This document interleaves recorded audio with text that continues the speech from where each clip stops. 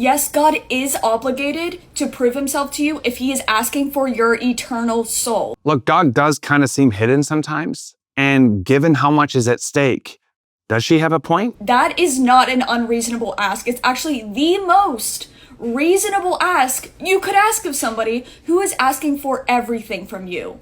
Everything, including your eternal soul. The bare minimum when it comes to having a relationship with somebody is proving to them that you even exist, that you're even a being. And if God is all-knowing and all-powerful, it would cost him absolutely nothing to do that. Honestly, I sympathize with your frustration, but I do have to ask, how would you want God to reveal himself to you? I'm genuinely curious. What kind of evidence would you accept? Because millions of people today and throughout history have experienced God to the point of reorienting their entire lives around him. The earliest Christians, many of whom never met Jesus, were willing to die for what they believed they had experienced. Countless martyrs throughout history chose death over denying their faith. Now, if you don't buy that overwhelming anecdotal evidence, there's the historical evidence for Jesus, which has withstood thousands of years of scrutiny. This, plus the philosophical, moral, and cosmological arguments for God,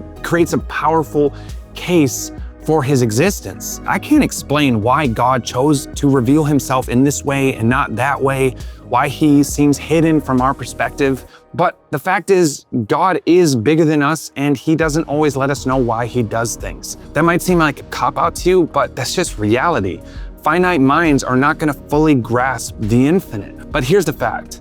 God, while being under no obligation to reveal himself, does. He invites, he draws, he welcomes questions. You make the accusation that we are not allowed to ask or that God is under no obligation. And while he isn't under obligation, we are absolutely invited to ask. When Thomas doubted Jesus after the resurrection, Jesus doesn't scold him.